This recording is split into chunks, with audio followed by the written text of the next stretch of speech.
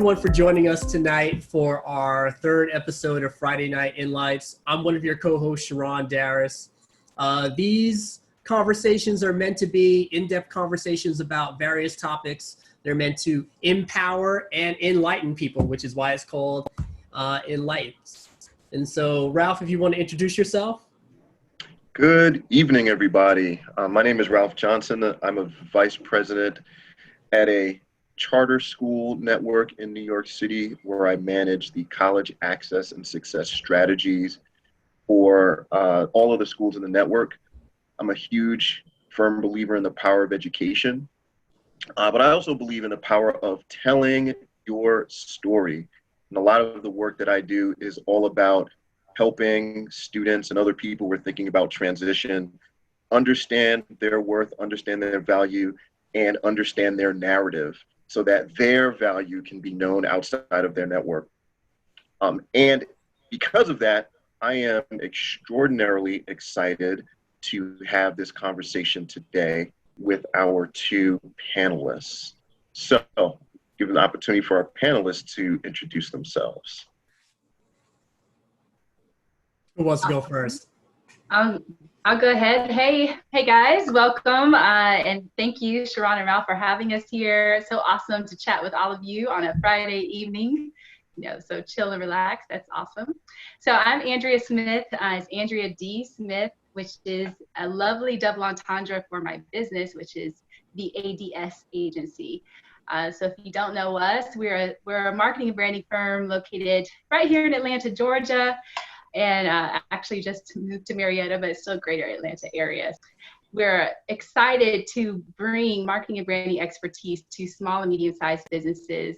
We're helping brands figure out how to move through the world. My fellow panelist here knows Sarah. I'm sure she knows just how challenging that can be, but also exciting, to figure out how do you want to present yourself, and to Ralph's point, share story and all those wonderful things. So I'm excited to talk to you guys tonight. And again, thanks for allowing us to be here. Amazing. So thank you to Ralph and Sharon for having me. I am fortunate to be alongside Andrea on this panel, and we hope to share some nuggets that are helpful for you. In terms of my background, what I do today is I'm the Chief Marketing Officer of Tatcha, which is a beauty brand that is based on classical Japanese beauty culture, and bringing that beauty culture to across the world. We like to think of ourselves as a portal for that culture, both here in the United States, and as we expand, to Andrea's point, to other places in the world, how do we translate that message? So we're deep in that work as we speak. I've been in the quote unquote beauty industry for some time now. I won't say how many years, because then you guys will say she's old. But I have been in this industry for a while. I love it because it really is that balance of right and left brain. What I love about the business is that you're able to apply all that kind of analytical rigor, quantitative rigor, sort of that business rigor, but at the same time, you get to dive into the creative side and really have fun with that. So it's the perfect balance. People often ask me, what does a chief marketing officer do? So break that down, because I didn't know what a chief marketing officer did when I was in my younger days. And in fact, this is a second career for me. I started on Wall Street, and I didn't find beauty until after business school. So for those that may identify, I went to Spelman for undergrad, did the Wall Street thing for 6 years in asset management, and then I went to Harvard for business school. And it was while I was there that I discovered the beauty business, first as an intern. So I wanted to get my foot in. I hustled, took an internship for the summer, worked my butt off, but loved every second of it. And I've been in the industry since. So now I'm a CMO. What does that mean? It means that I am responsible for planning and developing and implementing the brand marketing strategy. That's a very simple way of putting it, but it means that you have your hands on a lot of things. It's the perfect 360 position where you get to touch a lot of different functions and areas of the business. And I also play a role in the broader business strategy, which could include distribution. I own the e-commerce business, and I also manage the creative team. So it's a melting pot of a position when you're a CMO, when I think about it, because you have to flex in so many different areas. So that's a little bit about me. I live in Oakland, California now. I'm originally from Brooklyn, New York, born and raised in New York City, a newbie to living in California with my husband and my son, who's 5 years old. So that's me. Cool. I also want to say, you know, this is a common thing that seems to come up. Full transparency, you're both friends of mine. You're both brilliant and amazing. And so just because they're friends of mine doesn't mean that they're not great, that they don't know what they're talking about. They totally know what they're talking about. So if you are watching this, listen and believe what they're saying because they are highly informed and highly experienced. Thank you. You're welcome. So tonight's topic is around marketing, particularly effective marketing, both for business leaders and I think also for entrepreneurs, anyone who's looking to move up in whatever their respective role is. And so the questions that we ask tonight are going to be related to that. Hopefully we'll have some other audience members who will tune in via the Zoom link. If not, we'll try to check the live link on Facebook as well if there are questions there. But on that note, Ralph, I think you want to open up the first question. Sure. So Mike, just want to get started. How would you define a brand? And once you've defined your brand, how do you go about marketing yourself? Like, how does one understand their brand? How does one market themselves? And further, how do they even measure the effectiveness of that brand and the marketing they've done for their brand? Well, that is so much to start with, Ralph. So where I'd like to start with We like to jump right in. Yeah.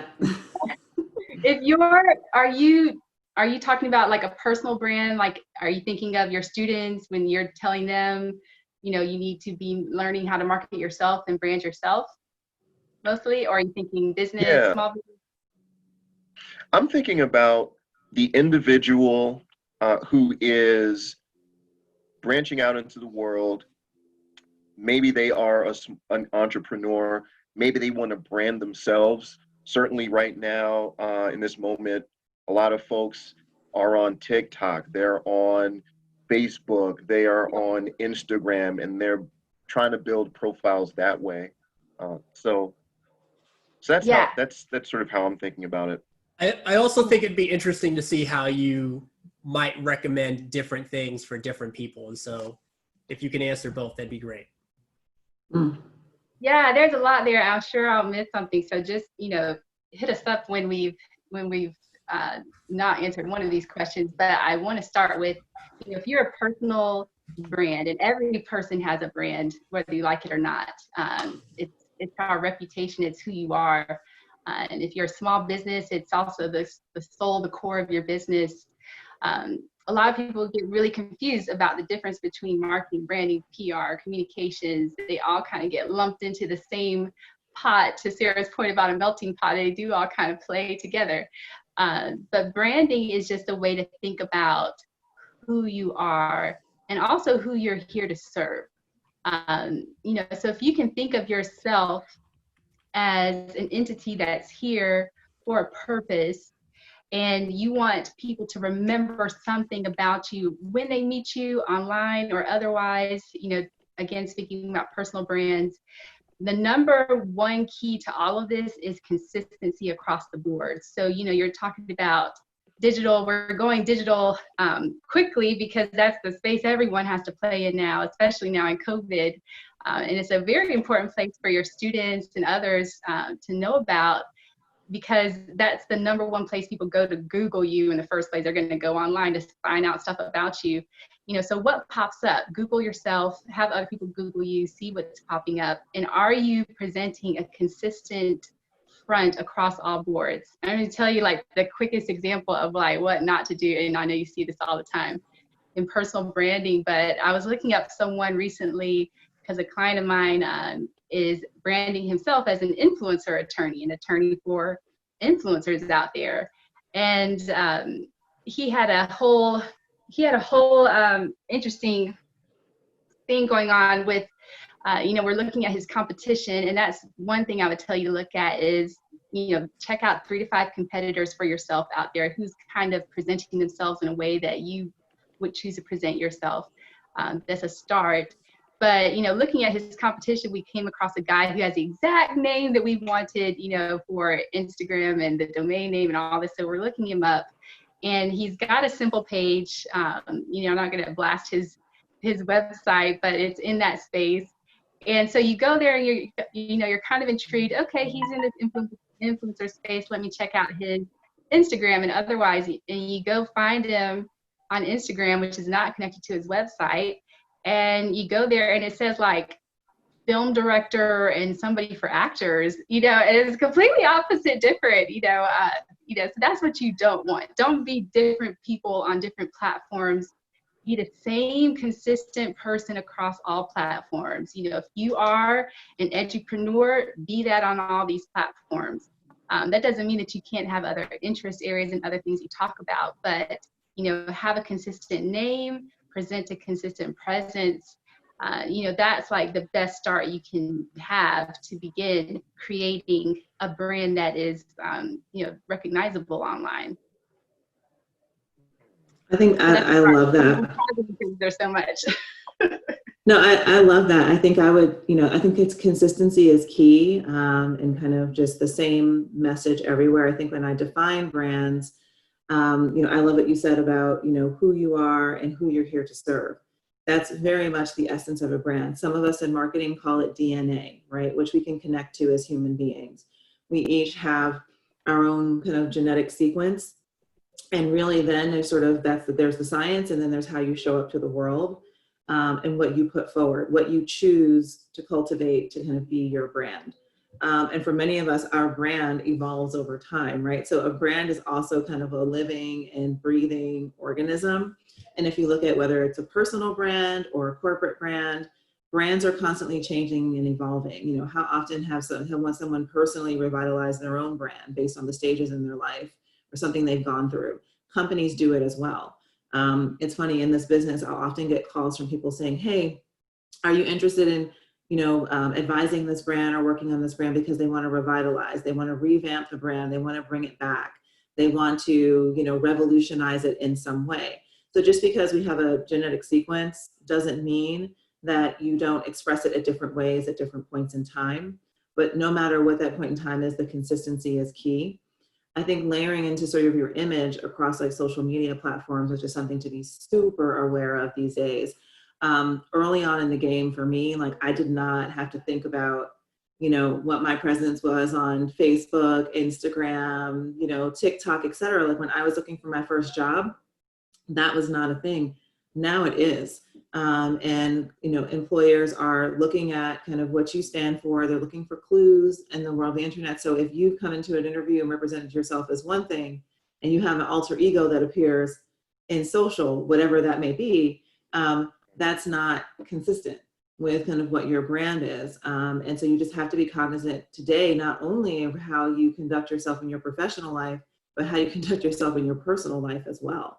Yeah, and I think even for someone who's getting fired because of those things that they have going absolutely on. Like I think when you're working for a company, like you may have your own views or your own way of kind of living your life, but at the end of the day, those things all connect, because by virtue of being in a corporate space or running your own business or whatever it is, you represent a larger entity that is a business or a corporation that other people are connected to.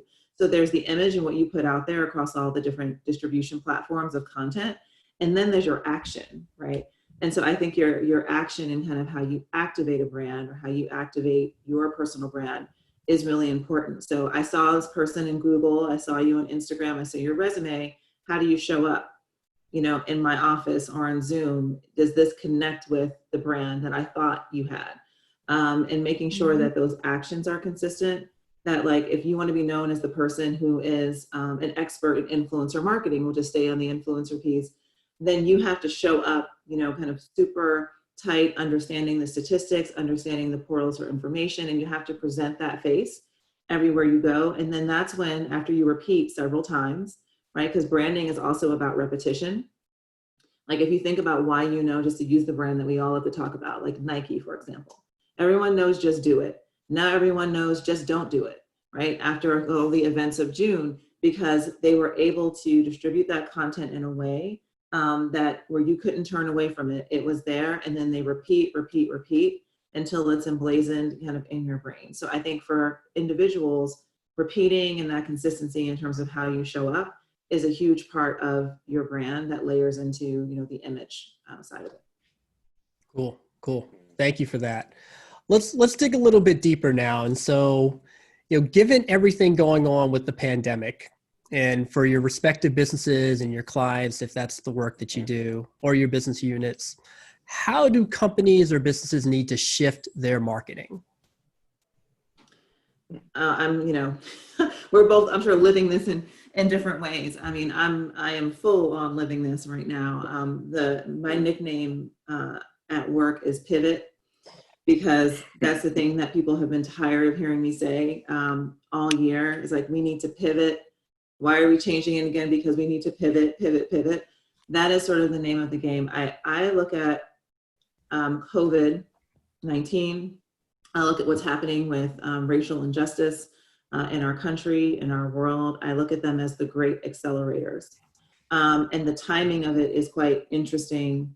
And no one ever anticipated that it would come kind of during the time and in the package that it came. But the reality is these issues, right, existed prior. So for COVID, for example, our ability to adopt digitally was something that was talked about. All of the trends that we're now living, we're saying, yeah, these things are coming, right? They're coming over the next 3 years. They're coming over the next 12 months. Racial injustice, let's talk about it. But, we're making progress, slowly but surely. No one was expecting sort of the great accelerator that happened, sort of the outpouring of support from around the world. And COVID served as this accelerator. So if you think about marketing kind of specific to COVID, everything that was like in our 3-year plan, a lot of those things on the digital front, they're now happening over the next 12 months, right? And a lot of those things happened in the first 3 months in order for us to survive from a sales perspective. Because when your brick and mortar shuts down, right, you have to lean into digital. You have to have the right assets. You have to have the right distribution strategy. You have to have the right thinking and the right team. So we did a lot of pivoting around content. We invested. We actually leaned into the moment in the sense of we had a product launch that was coming. We decided not to postpone it. We decided to let it happen during that month, and we invested in media and marketing on digital platforms. Really we smart. Addressed our messaging to make sure that it wasn't tone deaf and that it was right in the moment.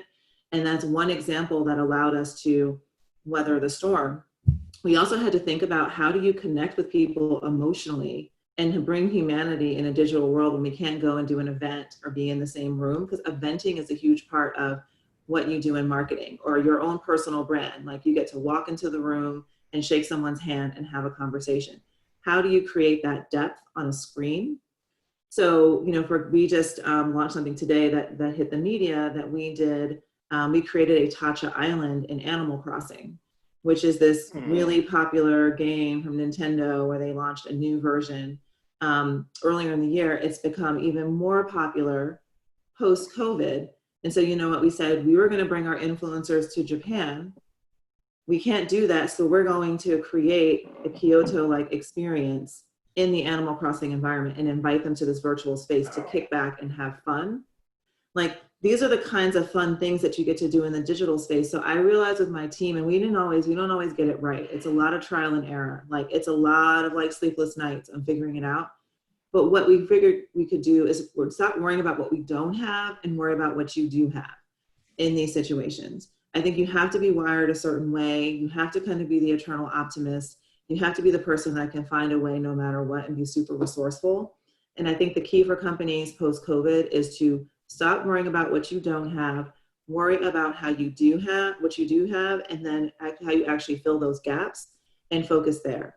But if you are waiting for the old world to come back, if you are waiting for a return to normal, then you already kind of are in the wrong space. You have to sort of move forward and accept the situation as it is. I would so agree with that, Sarah, especially with the whole pivot. Hey, this pivot, I'm like high-fiving you on that one.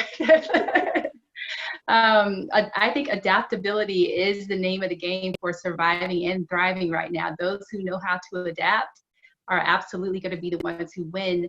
And there's plenty of opportunity here. The money hasn't stopped. It's just, being redirected in a different way, depending on your industry and where you are. So like, I have a client, I was not sure what was going to happen with them, but I was definitely all over them when COVID hit, because I'd say 80% of their business was in the airport industry.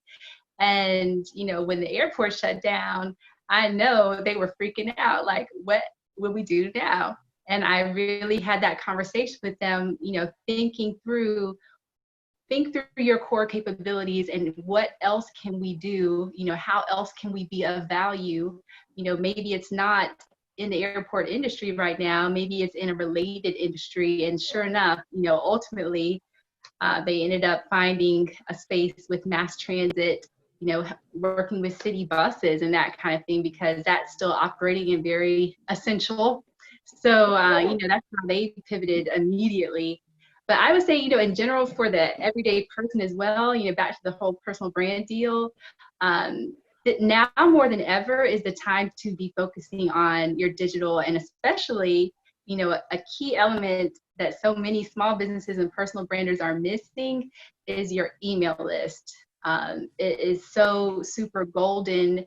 This is the time to get it. And even if you are, on your career path at a company, an email list can still serve you so well, because that is the one thing that you own. Everything else is rented space. Facebook, Twitter, TikTok could be wiped off the face of the US tomorrow, but we're going to say that it's not because we love TikTok. But, those are rented space places. And I have an email list back from, I'm not going to say the AOL days, but back with, probably back before the Obama era, for sure. I was growing an email list way back when I was in Greenville, South Carolina, and I was in a corporate space, but I knew I needed an email list, just kind of intuitively.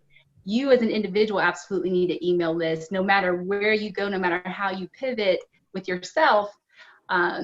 You're going to have people who will be there to support you, who are good parts of your network.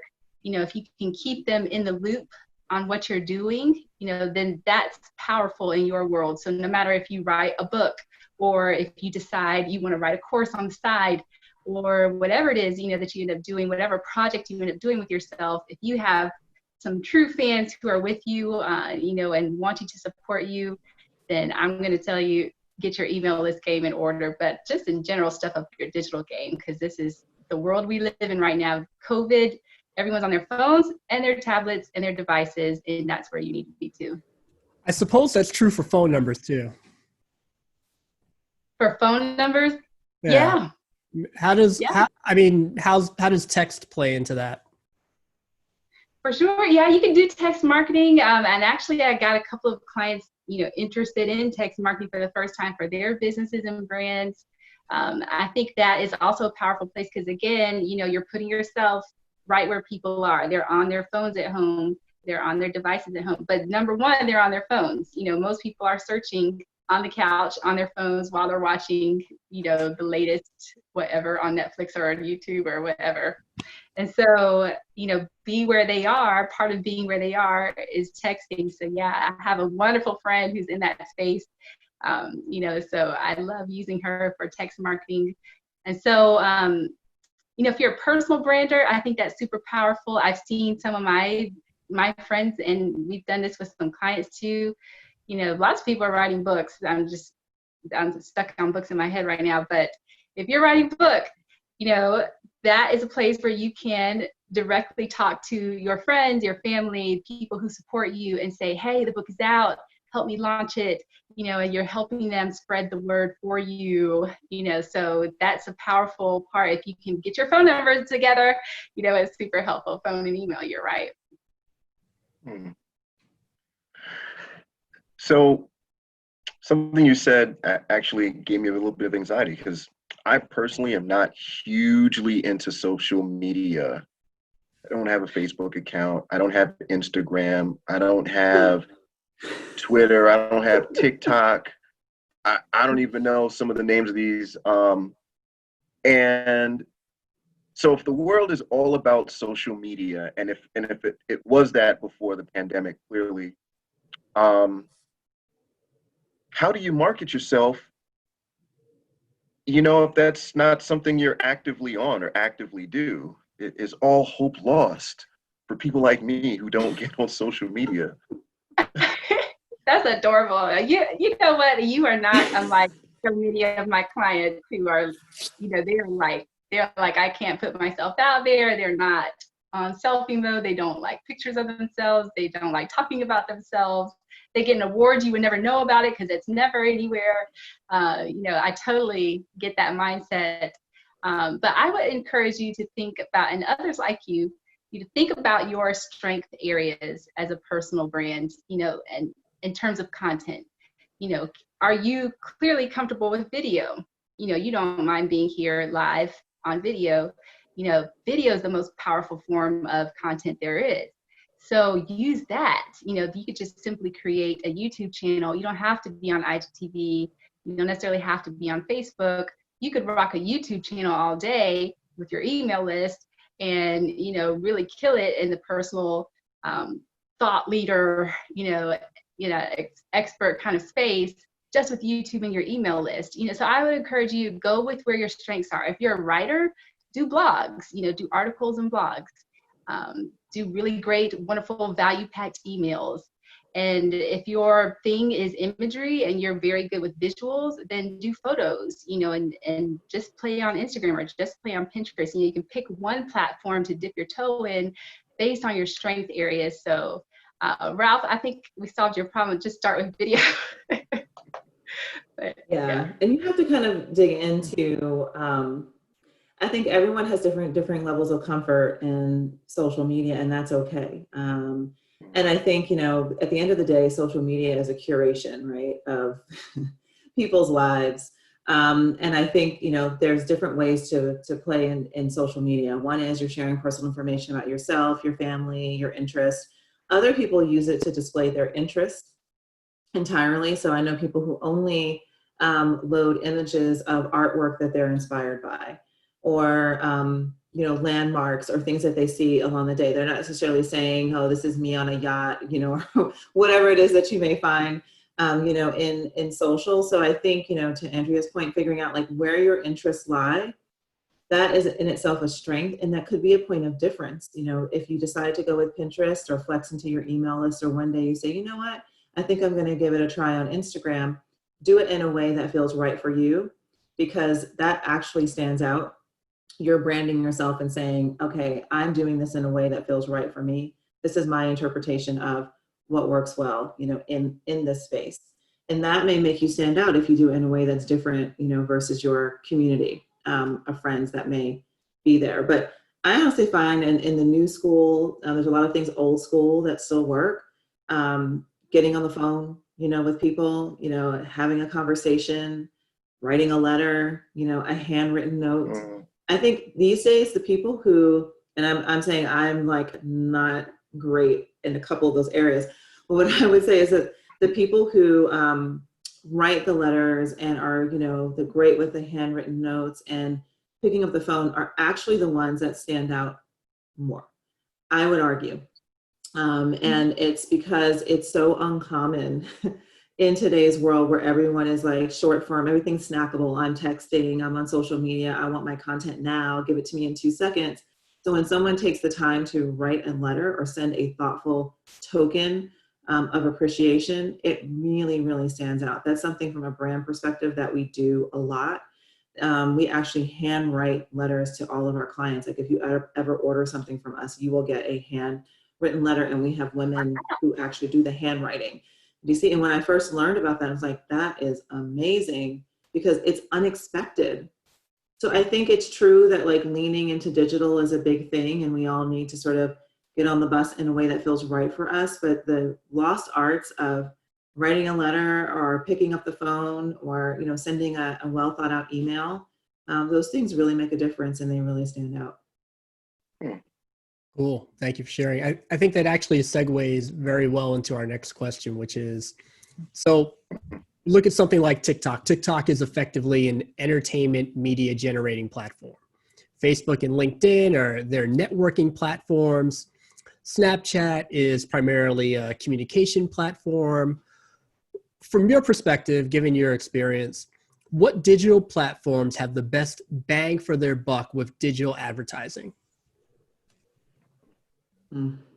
So, I think it depends. The classic MBA answer is it depends on so Yeah. much. Like, who are you? What is your brand? Who is your audience? There's so many factors.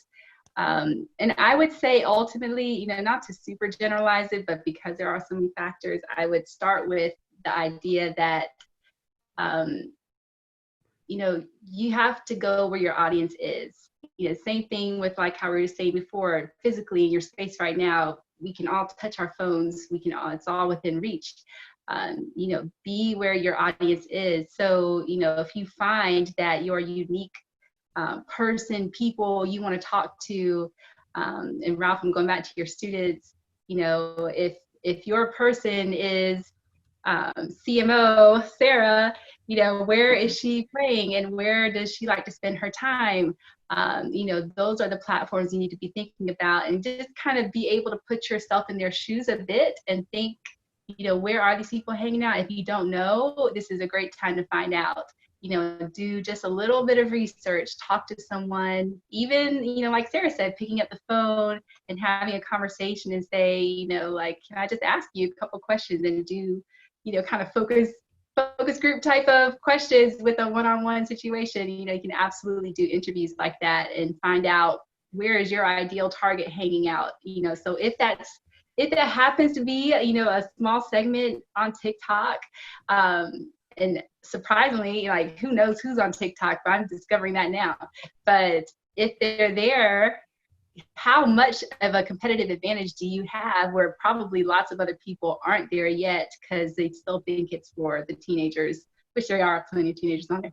But is there a space where you can play? That's the other thing to think about, is where can you have a little bit of a competitive advantage, where maybe your competitors aren't. It doesn't mean that you have to be everywhere your competitors are, but if there's a space where they're not playing and your people are there, go there. If that's Pinterest, rock Pinterest out, and if that's YouTube and none of your competitors are really playing it out on YouTube, you be the person that's killing it on YouTube, and that's what I say. Go where the people are and where you have a little bit of competitive advantage.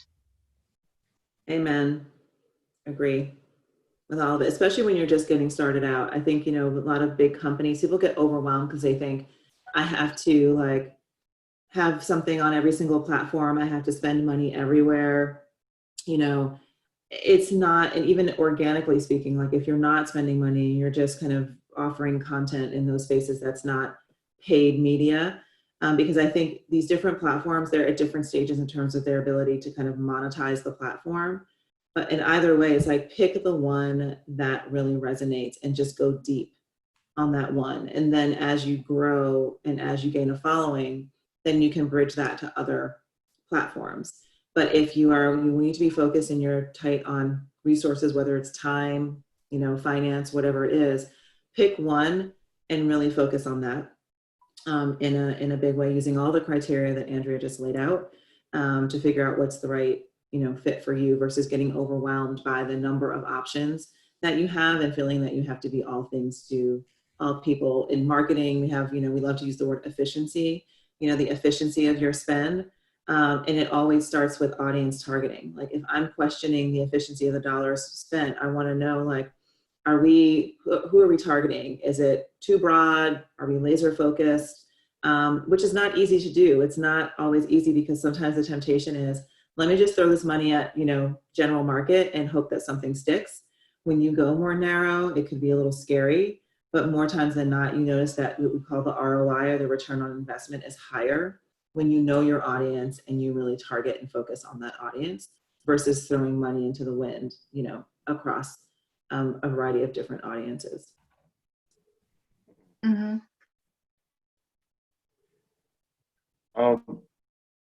So I am curious to know, take someone who might be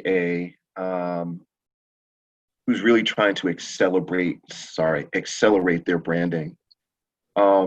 Is it worth paying influencers to advertise products or endorse? Like, if it's me and I'm trying to market myself as some type of college guru. Does it make sense to get influencers? Does it make sense to negotiate with these folks, get better pricing? Like, what is your thought on this? So generally, I'm a fan of the influencer community. It's ever evolving. I think similar to the conversation about where would you kind of, advertise, what makes sense, where would you invest? It's a similar conversation in a different way. I've seen it done both ways. I've seen, brands say, okay, give me the greatest hits list of all the top influencers out there, and I'm just going to spend money with the top 5 and put my products in their hands and hope that it drives, the results that I want it to drive. And actually, we're so far advanced with influencers that we have ways of measuring their impact, right? Like we know who the big influencers are, medium, micro, nano, et cetera, and then the definition keeps changing. And then you have influencers and how that varies by industry. And so I've seen that strategy of like, okay, just give me the most impactful, the ones that, have the largest following. Like, yeah, I want the person that has 6 million followers or 20 million followers or whatever it is. Then you have brands that like organically build relationships with people in the influencer community. And then over time, they may monetize those relationships or not. So we call that organic on the one hand, and then there's like paid influencer relationships. I think they can work together beautifully, for a brand, depending on the stage. I find that a lot of people that are starting up, they really reach out to people in more of a barter system to say, hey, you're building your brand, I'm building my brand. Do we share the same values? Would you try my product? And if you really love it, would you mind talking about it? And if you think about the brand I'm on now, Tatcha, that's a huge part of the success story of Tatcha over the last 10 years. When Vicky, the founder, started the brand, she had these like strong, organic, authentic, I've used that word, I'll use it again, authentic relationships with people that really led to these brand evangelists that were out there just like talking about the brand. There was not an exchange of money. It was purely based on relationship. And they were also growing their brand. So there was this mutual exchange between a founder and a community, and they built their businesses simultaneously. Now that we're larger, we're saying, okay, what's the next chapter of that, right? And then if we do partner with someone on a paid basis, what's the right way to do that feels authentic for our brand? Maybe it's not paying for a post. Maybe it's that we want to create some content together, or that we want to do a program together, or we want to do something that feels right for the brand. And that's really the road that we're exploring right now as a brand. But there is no one size fits all approach. And I'm generally a fan of influencers, but it shouldn't feel like it's coming out of left field, right? It shouldn't feel like Ralph Johnson has his brand and he chose this influencer that has this amazing following, but how are they connected? It should feel like you're like-minded, you share values, you share interests. So it feels like, yeah, this is a natural extension of Ralph and this makes sense and I buy it. Like consumers can cut through BS in a second. So it's really important that, people and brands are authentic. They're well-researched, our consumers are. They know who's kind of selling them a bill of goods and who's not. And you have to sort of just be your most authentic self or else they'll sniff it out right away. I would so agree with that, especially the value side, being very careful about who you choose, to involve with your brand. And, Ralph, just to go back to like the personal brand side, if you're a small individual, you're looking at, can you even play in the influencer space? You don't have to look at the people who are, have the millions of followers per se. Look at the micro influencers. And Sarah used a term I hadn't even heard yet called nano influencers. That really makes sense. Even smaller, like thinking a bit more micro in size. And so, those are the people that at the end of the day, you're looking at, do they have real influence with their audience? And is their audience the people that you want to get in front of for your own purpose and goals? If you can say yes to those questions, then that's a conversation worth having. And I think you'll find it's easier to have the conversations with the smaller influencers, who just have a couple of thousand followers, tens of thousands maybe. As a personal brander, that's a great conversation to have. They're a little more accessible than the people with the 100K plus, Mhm. Cool. So we're starting to have questions come in, particularly from Facebook Live. And so one of them happens to be a Morehouse classmate, Mark. And so his question, this actually is a wonderful question. They want to know if you two can talk about using data to inform brand decisions, particularly if you're a small business owner. How can you use and gather data in basically a line of work where that data might be sparse? I think it really depends on what your kind of set of considerations are, what you're trying to solve for. But I'll focus my answer on how you access data. So there's kind of a couple of different pools. There's like macro trends in general that affect your business, like what's going on in the economy, what's happening in the industry that you're in the neighborhood your business is based in, all of the factors that might influence your ability to either get your business off the ground or have it thrive. And then there's varying ways of gathering that information. So there's the paid sources that tend to be quite expensive if you're just digging in, where it's like, wow, that research report costs $2,000. No, thank you. But I've had varying levels of access to data. So I've worked for companies where I have everything at my fingertips, and then I've had to be scrappy. And honestly, the internet can be one of your best friends. I literally will kind of, have been great at deciding the right search terms, the right questions to put in. So let's say you want to know, I have a fruit market, in a neighborhood. I'm making that up, and you want to know kind of, what the statistics have been for those markets surviving in your neighborhood and over what period of time. You can literally put that search in, and you'll be surprised at the number of articles that will show up from credible sources, where you can pull data nuggets that will help you to kind of build a trail of information.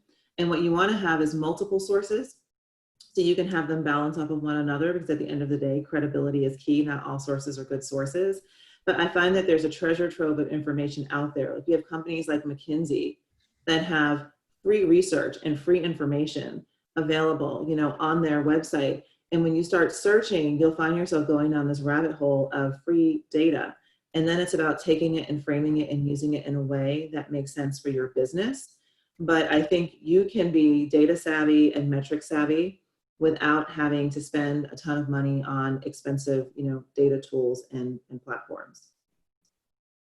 High five again. I'm so with that, because I'm working with the small to medium-sized businesses that don't necessarily have the budget to do a 12 to 20K focus group, but I tell them you can absolutely create your own focus group, do your own interviews for that good, qualitative data. And then, to Sarah's point, Google around, there's good information. And also, for one of the organizations I volunteer for, they've never had a survey done of their membership. They've got like over 400 people in their organization. And, we're looking at how do you promote them with sponsorships, and how do you go after sponsorship dollars? You need to be able to tell the story of who you have in your membership. So we used some university sources. Emory University has some people. You can use Georgia State, wherever you are. There's likely a department you can tap into. If you are not an expert in this area, go find some experts. Use your university system. There's many ways to get some of that data help for free. But also don't be afraid to just do some one-on-one conversations, some small group coffee conversation. Well, when you do Zoom, when we're out of COVID, you go back to Starbucks. But, and as well, you can also just do light surveys, use SurveyMonkey. That's very easy. And there's just plenty. I think if you're just careful about the kinds of data you want and why, you can easily craft a simple plan, to get what you're looking for to make good informed decisions. One other thing that comes to mind when you mentioned SurveyMonkey, I was thinking about social community. If you do have a social following, you can pose questions to your followers. Brands do this all the time, where they say, what's your favorite, summertime beverage? I'm making that up. And then they have a community of millions of followers. They get 300 thousands of comments back, which is basically essentially a focus group. It's a research study. that you now have 1,000 responses that you can cull through to get information on what people would prefer for a summer beverage. Just making that up. So social platforms do make it very, if you are interactive and you're constantly having a two-way conversation on that platform, when you don't just think of it as conversation, but as data, if you're running a brand or a company, think of it as an incredibly rich way to interact with your audience and always going to be on top of what the consumer is thinking and using it to kind of pose specific questions. That's another kind of cheap and cheerful way to gather data. Yeah, that's a great point. And and I promise it's going to be our last point about this, but you made me think about something else. So, with that whole, excuse me, social listening side, where you can do social listening on social media, that just means you're paying attention to what people are saying, the conversations they're having, that kind of thing. There's plenty of tools out there. If you Google social listening tools, you'll find them. But the other thing is also, in addition to social listening, you can also just, do some very simple data research on your own, where you're just thinking about the trends and that kind of thing, and again, Googling around. But the whole social listening piece, absolutely, take advantage of that. I think it could be super helpful for you. Awesome. We're winding down towards the end of the hour. We've got a few minutes left. If you have questions in the audience, whether you're watching this live through Zoom or on Facebook Live, get them in now before we wrap up. We've got one more kind of standard question that we had lined up. And so this is a scenario question. So let's say I'm a business owner, and I know the answer depends. Let's say I have 2 million in sales. Let's say I make scarves. And or I do some type of financial consulting work. So we do 2 million in sales. I've set aside $25,000 to do digital marketing. How would you two advise me to use that money?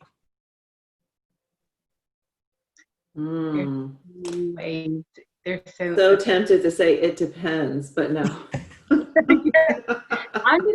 I'm gonna start with one thing I would highly encourage, and if you have a sizable budget today in 2020, and during COVID, I would say really seriously consider investing towards community. If you're a brand that size, this is pretty smallish brand, but that's good. That's a sizable investment you can make. A good dent with.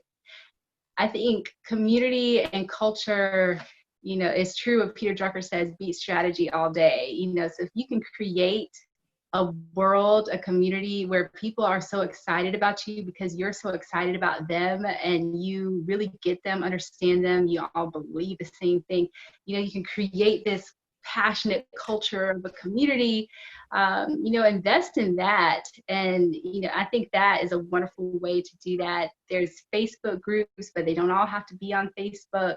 But wherever you decide to build your community, you can invest in a community manager and all that good stuff. But the point is, if you can get 100,000 people, 10,000 people super raving excited about what you're doing and the service you provide or the products that you make, I think that is super powerful, because now you're creating something with true premium.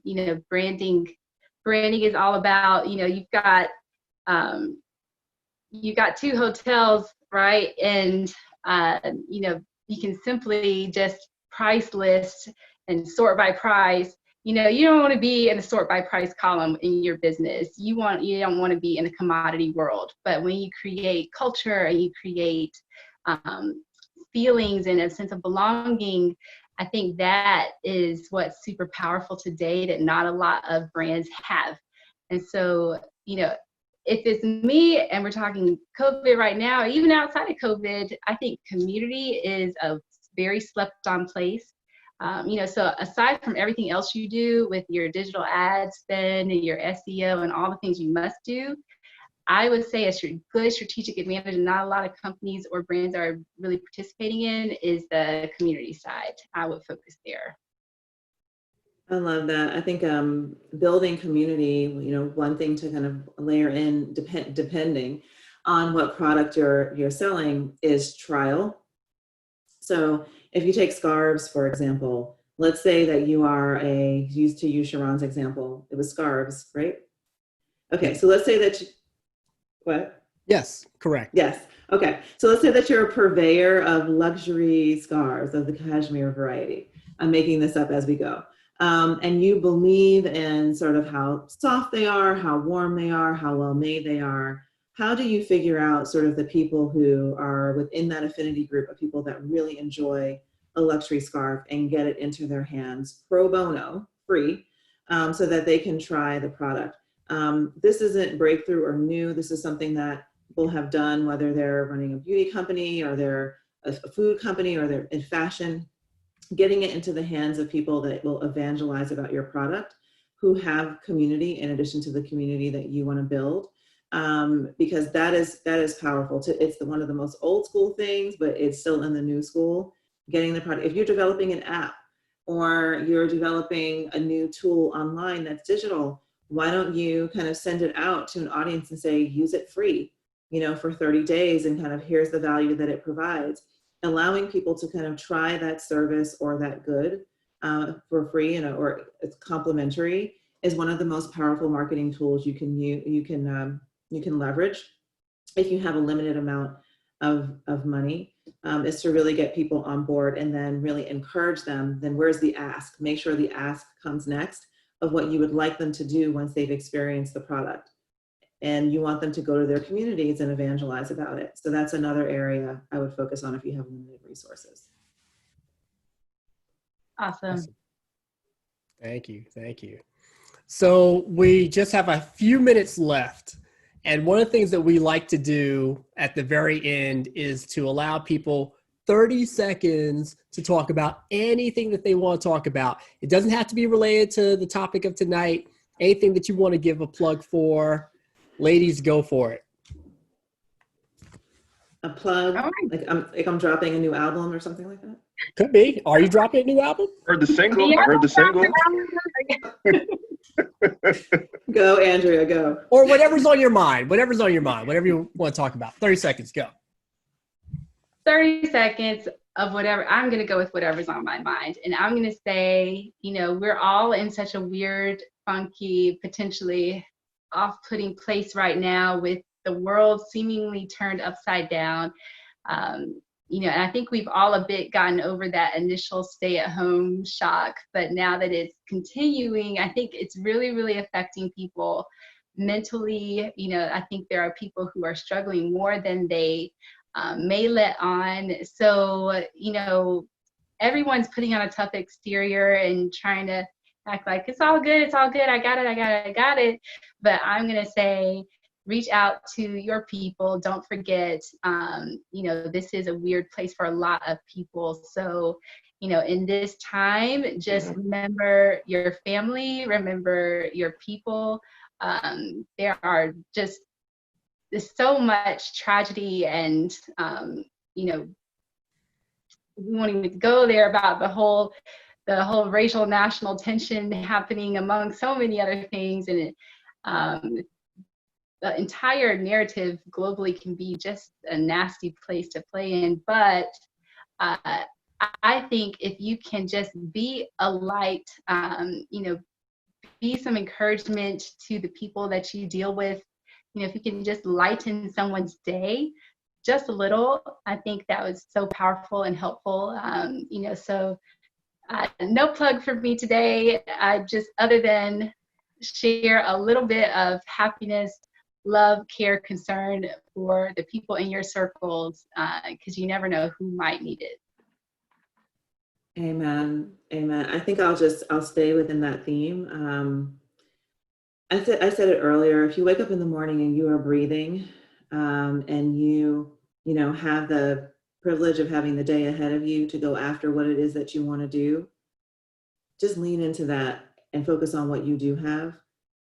focus on being, kind of optimistic, on being the solution, on being of service to other people if you are in a position to be of service. I tell people all the time, I am fortunate to sit in this chair and work from home. There are a lot of people that are, out there every day, in the midst of the world as essential workers, et cetera.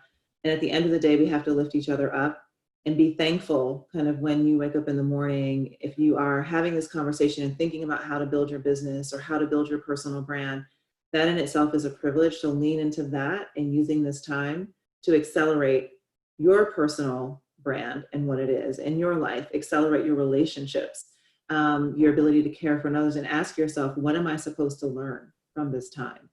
What am I supposed to learn? What should I take away from this? Because I think we all have lessons to learn, in this moment. Yeah, Ralph, you want to go?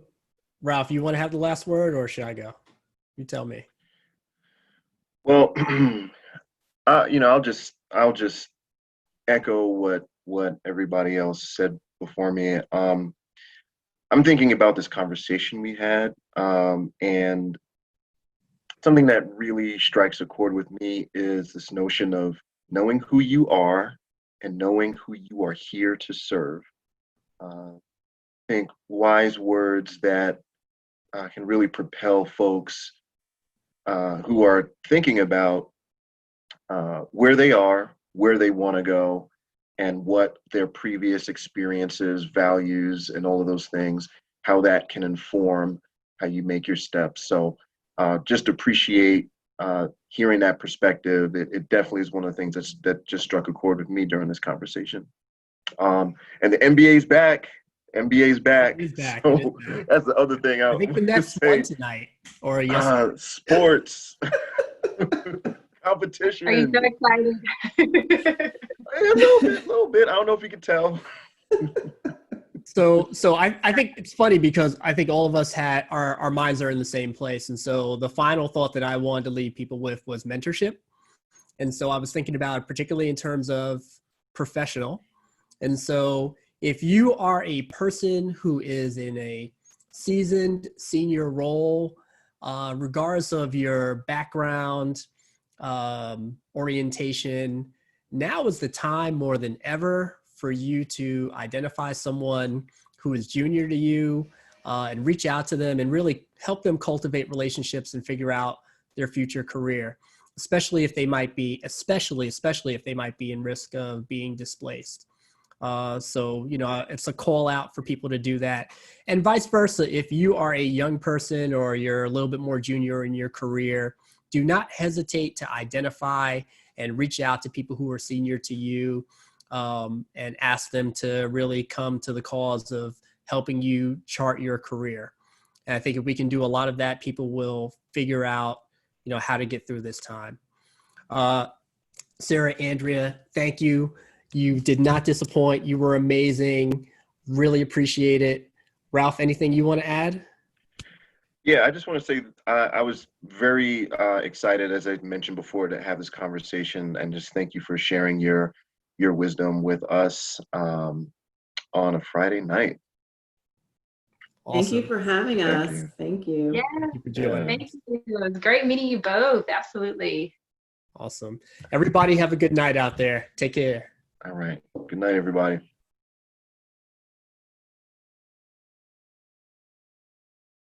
Sharon and I thought about this topic.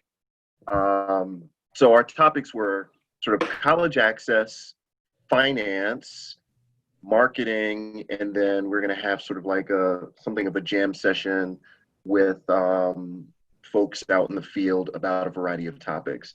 Even though I'm in college access, this was the conversation I was most excited about because I know so many people who are trying to project themselves somewhere. Like, I was telling Sharon, I have a good friend of mine who says he wants to be like the king of New York for college access, right? So he's telling me this. And I'm thinking to myself, well, dude, like everybody knows you, everybody likes you, you're very informed, you're articulate, you're handsome, you have achieved a level of success in this field. why do you feel as though there's more of a mountain for you to climb? And, as I was talking with him, I realized that, this idea of marketing, especially if you're talking about oneself, is a huge existential thing. Like it's not something as simple as, yo, I'm going to throw some commercials on and like, yo, buy my product. There are a lot of people, individuals who are trying to project an image of who they want to be and where they want to go. And, as I was thinking about these conversations I was having, I was thinking a lot about young people that I work with who are like, yo, I just graduated from college. I started this like clothing line, or I'm a musician, or I'm this and that. And they are constantly thinking about how they can, develop themselves.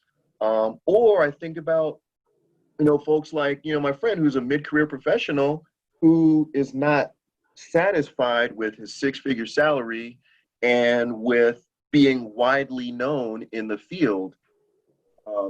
So again, I really wanted to have just another vantage point to think about this, and wanted to have the audience come in with their own sense of what they feel about this conversation and hear from you just how you think about it, and just from your vantage point as folks who think about the narrative, the image, the culture, the moment. Like what you guys do is like at the nexus of almost everything we do.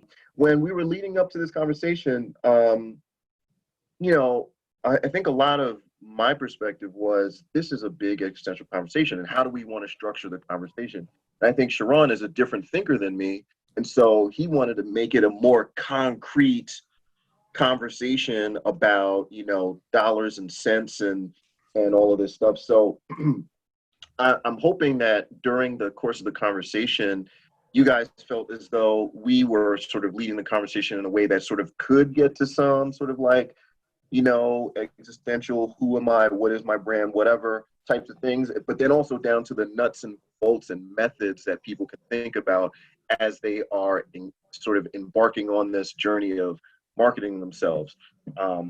So yeah, most exciting conversation for me out of the series that we are doing. I think where you were trying to go is that you can't have one without the other. And I would like to say that, as especially people of color, we learn to compartmentalize those two things. We learn to compartmentalize. It's like, I'm going to be sort of a brand. I work on brand when I'm at work or when I'm running my business, and then in my personal life is something else. And personally, like, it's something that I've grappled with, right, in my life. Like, there was one point where I feel like I'm comfortable kind of like being the person behind the scenes that like does the thing, but I'm not, kind of post about, every award I won or this or that. And I see people who do that, and they're really good at pushing their personal brand. Like, what business they're in. It's integrated with their whole sort of persona in social media. Every time they have an accolade where they're talking about it, and there's value to that. And I think there are a lot of people, again, folk of color, who so oftentimes are taught not to do that. And one thing I've noticed, especially kind of in the whole Wall Street jam and the business school thing, is that other folk integrate it very nicely. That conversation with their best friend is going to turn into a business deal. That, that party, that jam on the rooftop, is going to lead to sort of the next great idea. And there's much more of an integration of like that personal brand and that business brand. Like, I saw it at business school, like you would not believe. Like, if those guys were going out for a steak dinner, you better believe that by now they've all made like millions of dollars, the deal that they were talking about over steak in 2005.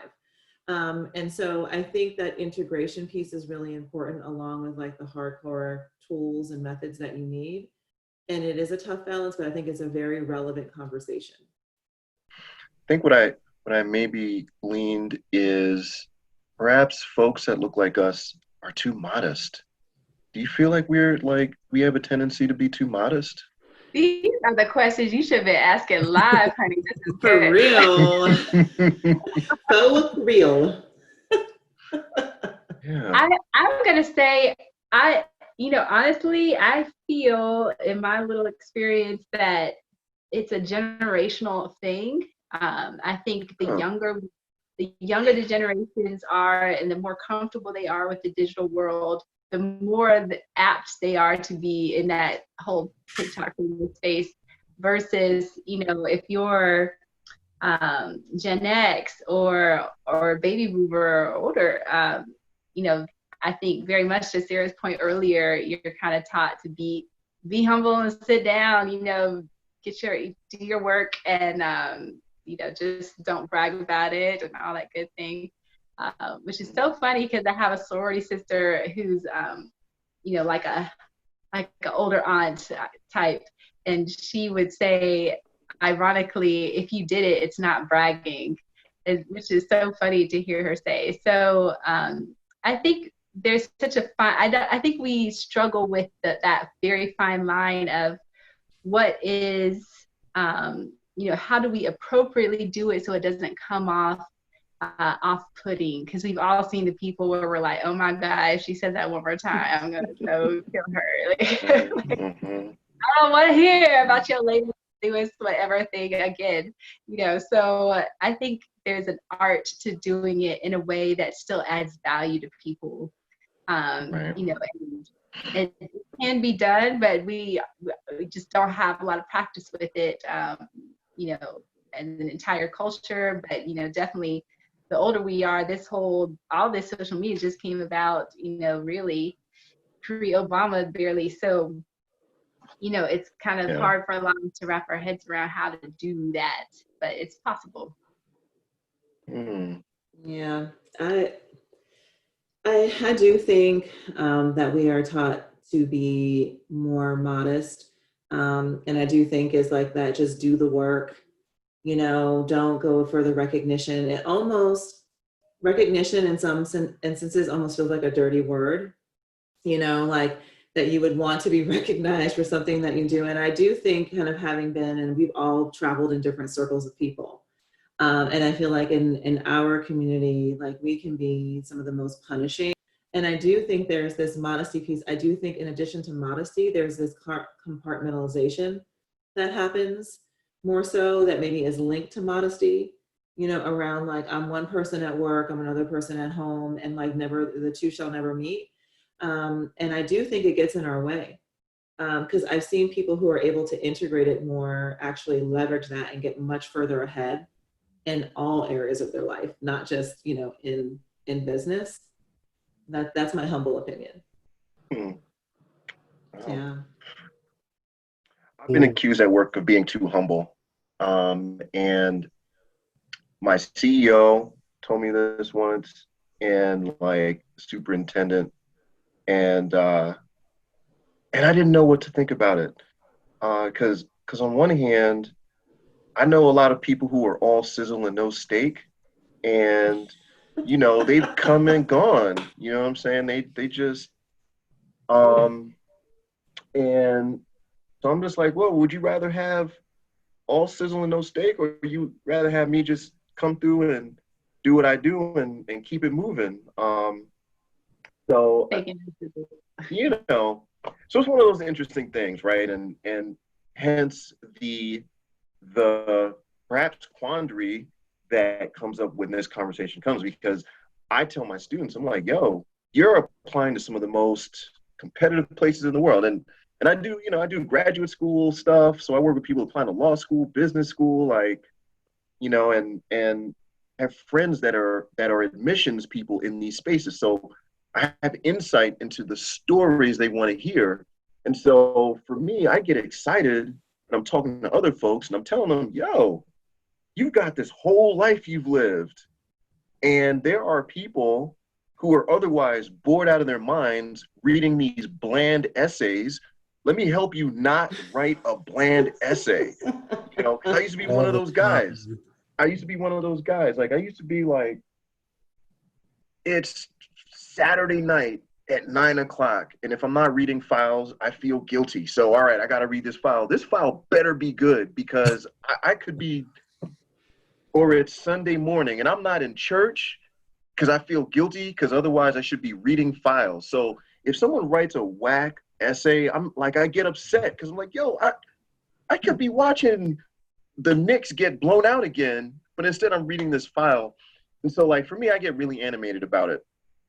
And so, you know, the irony is I don't necessarily always get excited about talking about myself because it's just, I don't know, it's just sort of weird. But that's precisely what I expect for the people who've said, hey, Ralph, we want to pay you a ton of money to help us like do this thing. So I'm like, all right. Or if it's my students who are just like, hey, Mr. Johnson, let me read this essay for me. And I'm just like, I think it could be better, young man or young woman, and let me tell you how. You know, that's something that I'm always comfortable with, even though I know. I would also interject and say the question about personal branding was actually Ralph's question, which is super relevant for him. And so thank you both for that answer. Yeah. I don't know if Ralph, you got what you were looking for in the answer or not, but because it sounds like you probably need to do some social media. Damn, maybe I can pay somebody. All right, is it ethical to pay somebody? Like, yo, I'm going to set up a Facebook page, you know, Ralph M.F. Johnson, you know, educator extraordinaire, and like just like, yo, pay somebody. Like, yo, I need you to get on there. Let's talk a few times a week. I'll say some interesting things. You can like dice it up into something that's, you know, authentic. Boom. Here's some cash. Is that ethical? Do people do that? Oh, yeah, absolutely. People do it all the time. Okay. You can hire someone to run your social media if that's what you desire. Yeah, but it's ethical. I mean, as long as the content's coming from you and they're not like, you know, writing it out of, you know, left field. But you're kidding me? Most people, they write it for me. Most people, actually, a lot of people who are high profile, who have social media accounts, and even they have people that manage all of that for them. They're not sitting there responding to DMs and posts and everything else. They have a squad that does that because it would be all consuming for them if they did it. And they also prefer to kind of play in it, but remove themselves from it, keep their distance. And that's why they have teams that manage that. So no, it's not unethical. Oh, okay. Need to start saving these pennies then. I really do. I meant what I said, that, you know, if you're comfortable here on video, do video content, you know, and just put it on YouTube. It doesn't have to be on Instagram, or just keep doing what you're doing with Facebook. You're creating content now, you know, doing that. And to Sarah's point, you know, if you have a little bit of help and a team, somebody can take this content today that was created live on video and turn it into a blog post, and that gets chopped up into some quotable things you can post somewhere else on Instagram or wherever, and emailed out to your people. You know, so if you have some people helping you, absolutely, you know, you can stay in your lane with what you love doing or are comfortable with, and other people can do the other stuff.